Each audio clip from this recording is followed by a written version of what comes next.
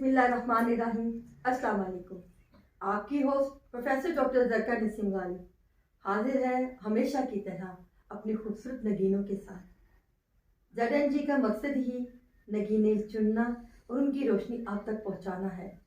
साथियों, पिछले दिनों 2 इंटरव्यू ऐसे हुए जिन्हें बेइंतहा बेज़राई मिली और कई कॉल्स आई कि जी इनकी पूरी बातें हमारे तक पहुंचाई जाए।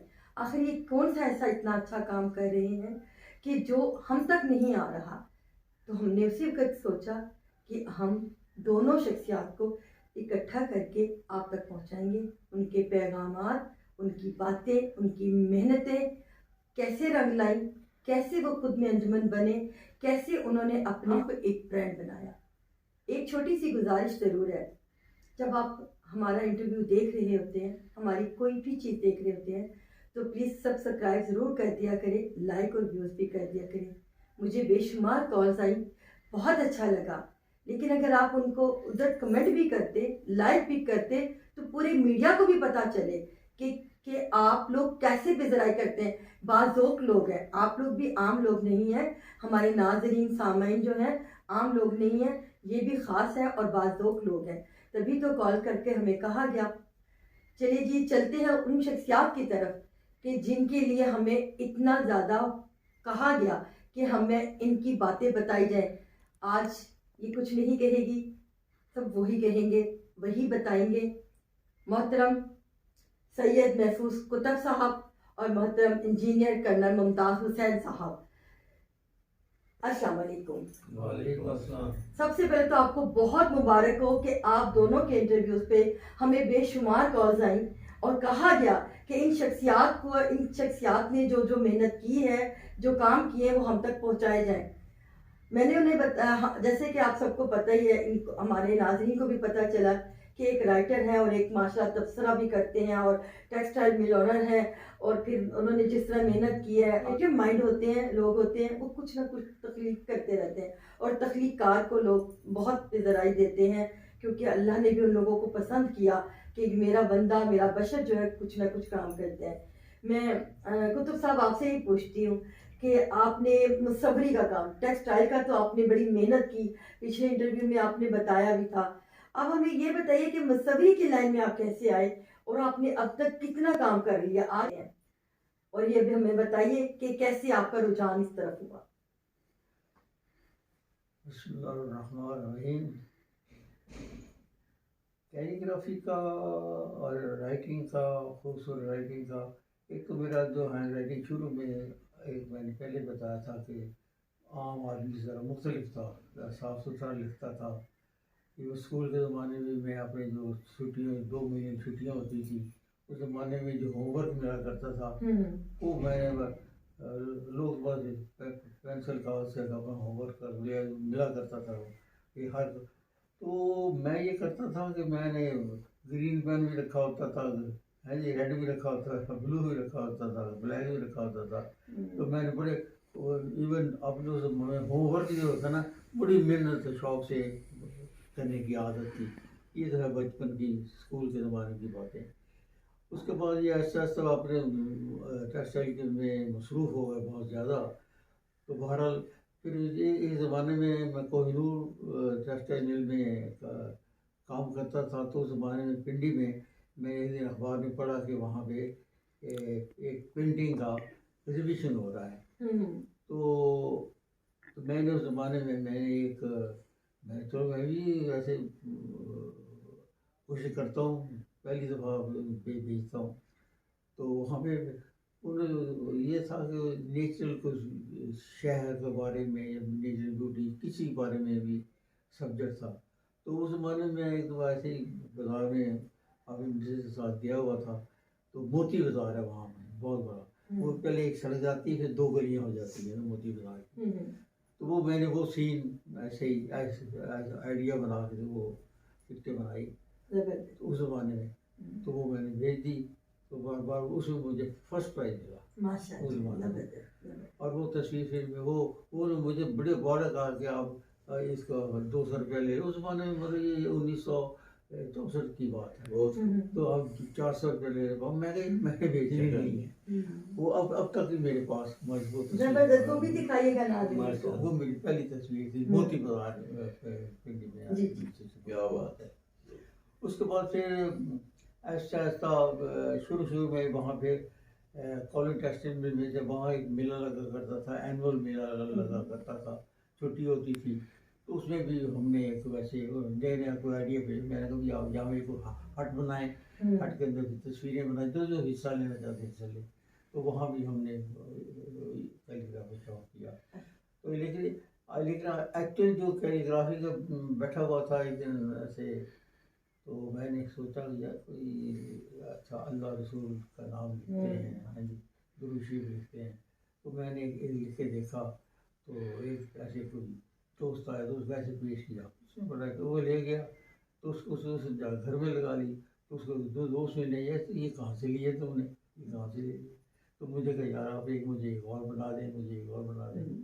तो उस ज़माने से ये उस ज़माने का है, ये आज से कुछ 32 साल पहले से मैंने रेगुलर शुरू किया और इस वक्त तक मेरे तकरीबन 800 बना चुका हूँ। माशाल्लाह। अच्छा, 800 में तकरीबन 700 मैं तकसीम कर चुका हूँ। बिल्कुल नाज़रीन, ऐसा ही है। कुतुब साहब के पास जब मैं पहली बार आई और मैंने इनका इंटरव्यू लिया, तो आपने हमें भी खाली नहीं जाने दिया। मोहम्मद सल्लल्लाहु अलैहि वसल्लम का फ्रेम जो इस वक्त मेरे घर पर माशाल्लाह लगा हुआ है और बहुत खूबसूरत है, आपने हमें तोहफ़ा दिया। आपका हम बेपनाह शुक्रिया अदा करते हैं। ये बड़े ज़र्फ़ की बात होती है और ये किस कदर सदका जारिया है कि एक अपना हुनर, दस्ते हुनर इतना खूबसूरत इनका कि ये काम करते हैं और फिर उसे तकसीम कर रहे हैं। यही तो ये साथ लेके जा रहे हैं। इन्होंने उसे संभाल कर नहीं रखा। लोग कैद में हर चीज़ को संभाल लेते हैं, चीज़ देते नहीं हैं। आपको पता ही है कि जो हम दे जाएंगे वही साथ ले जाएंगे। ये उसी पर अमल कर रहे हैं। पिछली दफ़ा जैसे मैंने आपको बताया, और मुझे जब कॉल्स आएंगे और उन्होंने पूछा कि क्या ऐसा ही है जैसा इंटरव्यू में कहा गया, उनमें कुछ ख़वातीन थी। मैं अब सबको बता रही हूँ कि जी ऐसा ही है, कुतुब साहब ने ऐसा ही किया है, तभी अल्लाह ने इनको ये मकाम अता किया है। और आज हम अपने इदारा ज़रका पब्लिकेशन इंटरनेशनल की जानिब से कुछ शोरा कराम की बुक्स लेकर आए हैं इनको तोहफ़तन देने के लिए। कनाडा में मुकीम हमारे शायर, म्यूजिशियन और सिंगर हैं जावेद चौधरी साहब, मेरे पहले क्लाइंट एडवाइज़र पार्टनर भी हैं। उनकी किताबें उन्होंने सलाम के साथ कहा है कि जी आपने पेश करनी है। और दूसरी बात कि जो हमारे पाकिस्तान के फिलबदी शायर, मारूफ शायर इकबाल राही, जिन्हें मैं बाबा जानी कहती हूँ, उनकी किताब पाकिस्तान का रोज़नामचा, आपने भी स्पेशल कहा कि जी कुतुब साहब को हमारी जानब से ये किताब पेश की जाए। आज हम किताबों का नजराना लेकर आए हैं और जो इस खाकसार ने हर साल जो किताबचे की सूरत में मैंने जो स्टूडेंट्स के लिए किताब लिखी हुई है, मैट्रिक में जब थी ये तब लिखी थी। और ये तीनों किताबें अस्माए हुस्ना के फ़ज़ाइल, अस्माए मोहम्मद सल्लल्लाहु अलैहि वसल्लम के फ़ज़ाइल, स्टेट लाइफ और ज़रका नसीम, ये मैंने मैसेज बुक्स तैयार की हुई हैं ताकि लोगों को मालूम हो, चंद सफ़ात पढ़े और उससे मुस्तफ़ीद हो जाए। ये किताबें आज हम आपके सामने कुतुब साहब को पेश करेंगे। ये जी जावेद विद साहब की 4 किताबें हैं और चारों हमारे इदारे से माशाल्लाह पब्लिश हुई हैं। और इसी तरह से पाकिस्तान का रोज़नामचा मोहतरम इकबाल राही बाबा जानी की किताब है जो कुतुब साहब के पास आ जाएगी इदारे की जानिब से। और ये जो डॉक्टर ज़रका नसीम गालिब की, ये मेरे 3 किताबें जो मैंने पैगाम की सूरत में लिखी हुई हैं, ये भी आज इनको पेश की जाएंगी। अब हम चलते हैं अपने दूसरी उस हस्ती की तरफ कि जिस हस्ती के बारे में भी आप लोगों ने कहा कि ये आर्मी में थे और माशरा से कैसे इनका रुझान जो है राइटिंग की तरफ आया, लिखने की तरफ आया और सोच की तरफ आया, तकरीर की सूरत में आया। क्योंकि आर्मी के लोग तो ऐसा काम बहुत कम करते हैं। क्योंकि मेरा ताल्लुक भी आर्मी से है, मेरे घराने में भी आर्मी से, तो मैंने कहा आज हम डायरेक्ट उनसे पूछते हैं और कहते हैं जी जो जवाब होगा देखते हैं। जी अस्सलाम वालेकुम। वालेकुम। जी गन्ना साहब, आप बताइए हमारे नाजरीन को कि आपने आर्मी में सारी ज़िंदगी माशाल्लाह मेहनत की, अब आपने किताबों में अपना हुनर दिखाना शुरू किया, कैसे ख्याल आया आपको? एक्चुअली आर्मी में जाने से पहले मेरी अपनी जो बैकग्राउंड है वो रूरल एरियाज की है।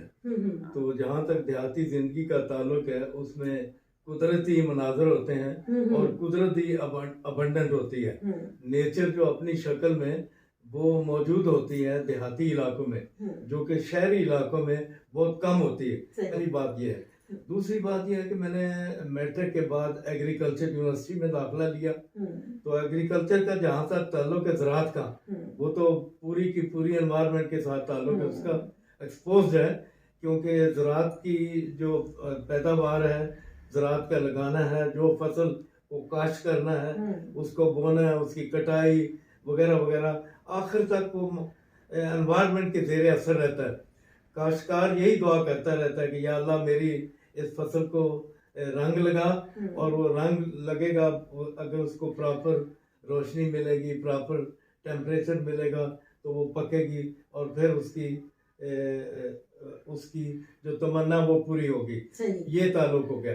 तो उसके बाद फिर फौज में आ गया। तो फौज में तो खैर एनवायरनमेंट का ज्यादा ताल्लुक नहीं, लेकिन इनडायरेक्ट फिर भी बहुत ताल्लुक है, क्योंकि फौज में रह के हाँ जी, क्योंकि पूरे पाकिस्तान का में सर्विस की, हर किस्म के एरिया में गए।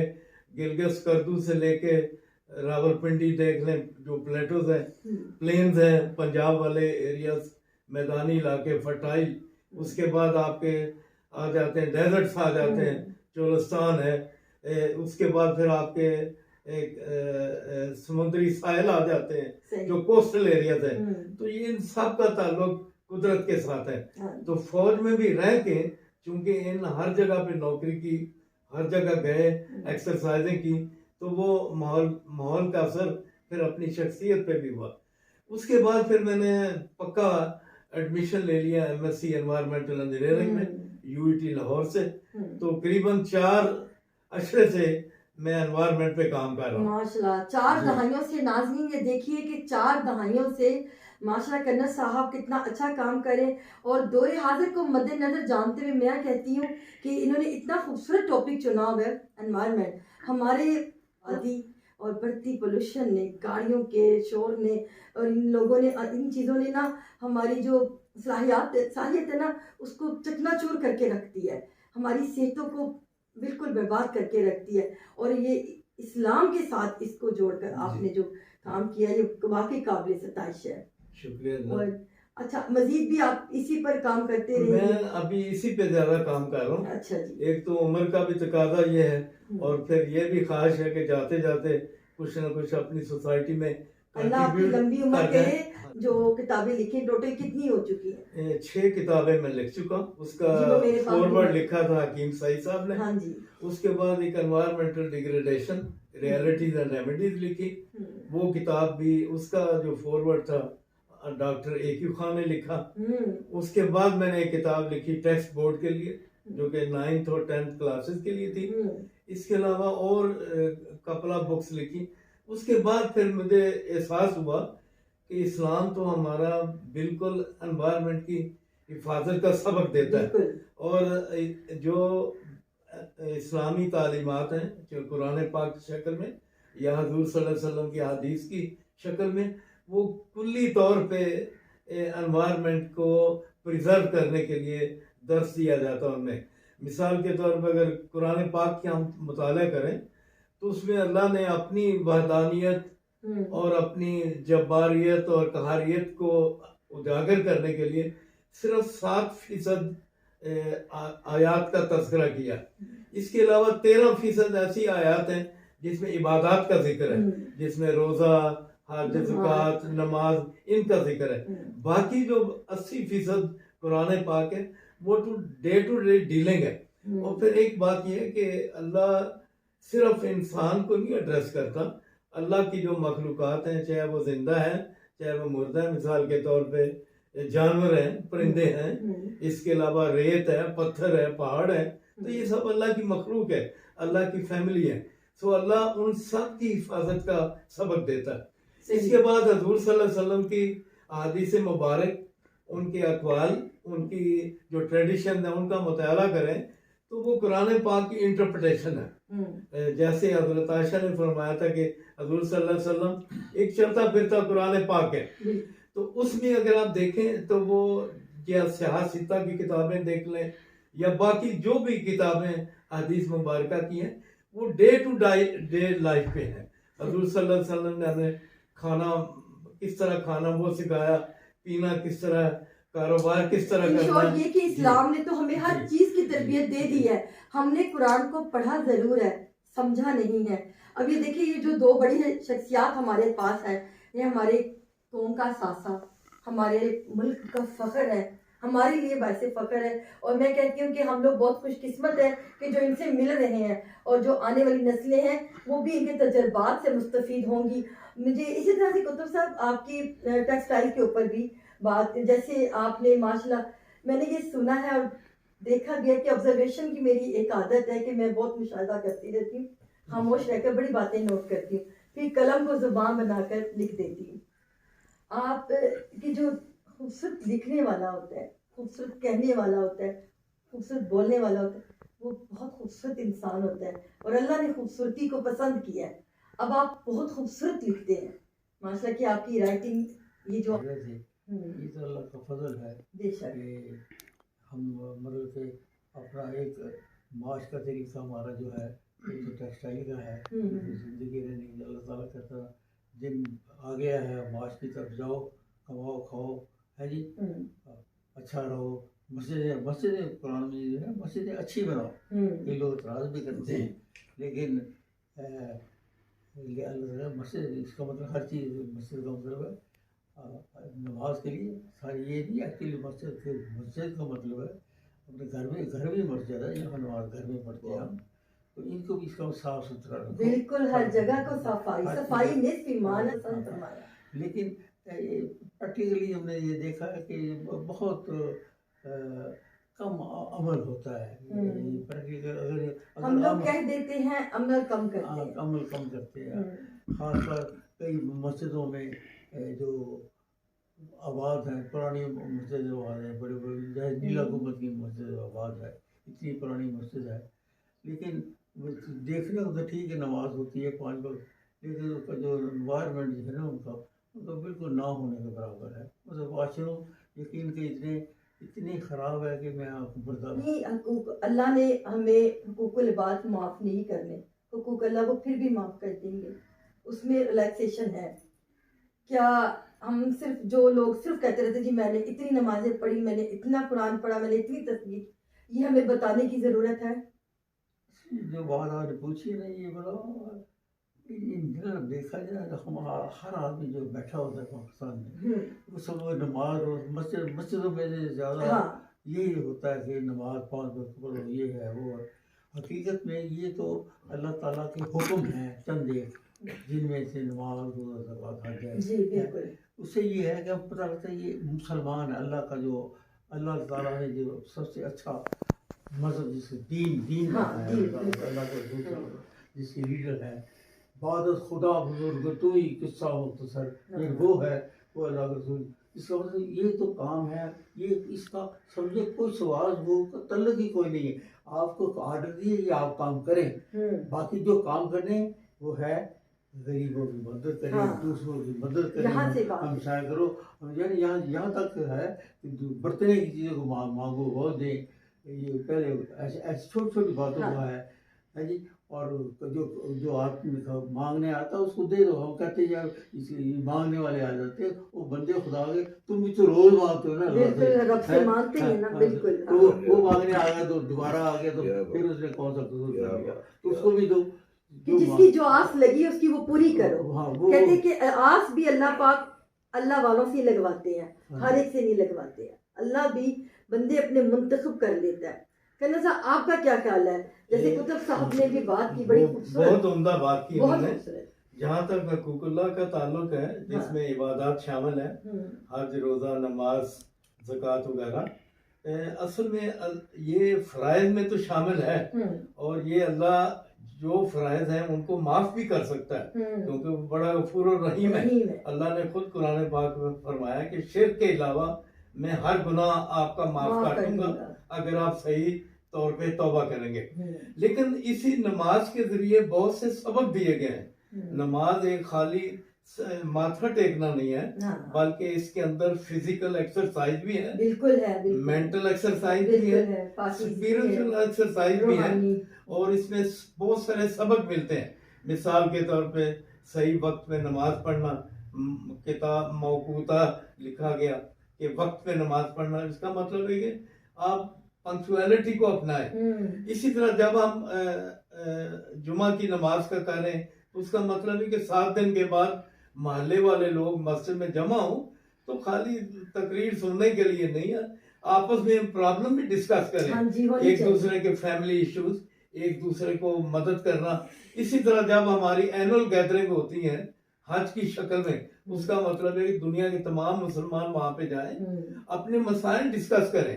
पॉलिटिकल इश्यूज हैं, इकोनॉमिक इश्यूज हैं, इसी तरह रिलीजियस इश्यूज हैं, अखलाकियात के, आपस में एक दूसरे की मदद करना सीखें कि फलां कंट्री के पास ये रिसोर्सेज हैं, हम उनको यूटिलाइज करें। इसी तरह फलां कंट्री के पास ये रिसोर्सेज हैं, हम उनको यूटिलाइज करें। तो मिलजुल के मुसलमान उम्मा दुनिया में अपना नाम उसी तरह रोशन कर सकती है कि जब वो हर लिहाज से मजबूत हो, दिफाई लिहाज से मजबूत हो, माली लिहाज से, इकोनॉमिक्स में, इसी तरह करेक्टर बिल्डिंग में, इसी तरह इजादात में। आप देखें कि हमारा इल्म के साथ ताल्लुक नहीं रहा, जबकि हमें बताया गया कि हमारा तो काम ही इल्म है और अल्लाह हिकमत हम देगा, और इल्म और हिकमत ही हमारा असास है। लेकिन बदकिस्मती ये कि आज हमारा जो इल्म है, खजाने हैं, कुर्तबा और बाकी आप इकबालियात को पढ़ लें, वो दूसरे लोग ले गए और हम उससे बिल्कुल आ रही हैं।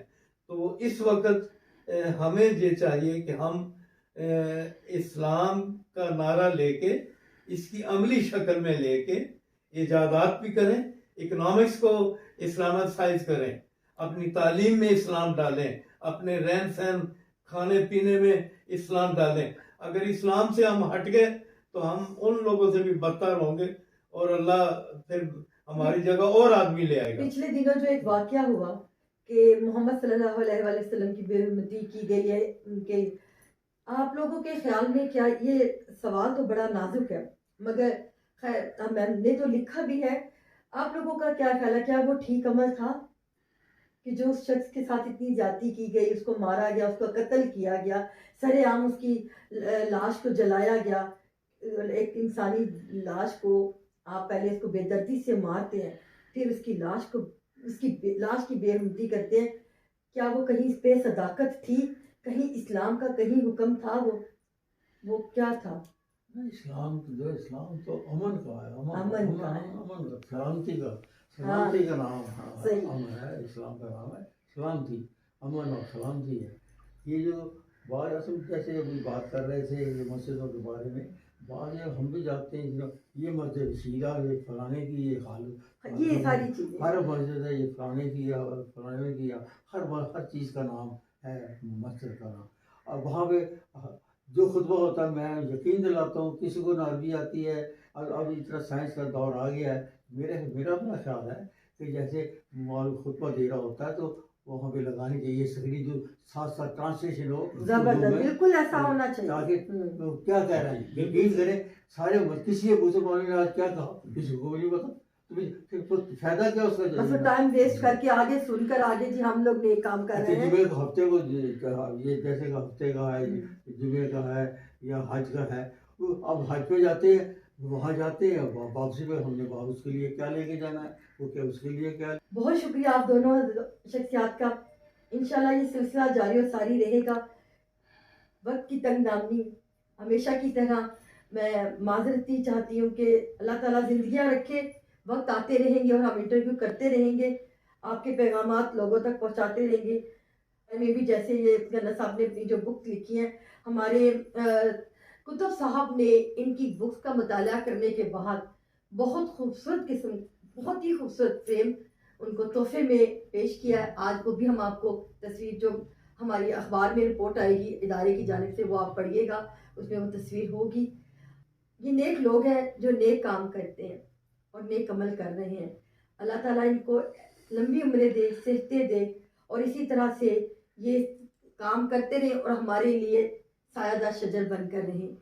हमेशा की तरह आपको एक पैगाम देना चाहूँगी कि दिल से दिल तक मैं बहुत बड़ा प्रोजेक्ट कर रही हूँ, आप सब मेरा साथ दें और दुआ करें कि अल्लाह पाक मुझे उस काम में मेरी इज्जत के साथ कामयाबी दे।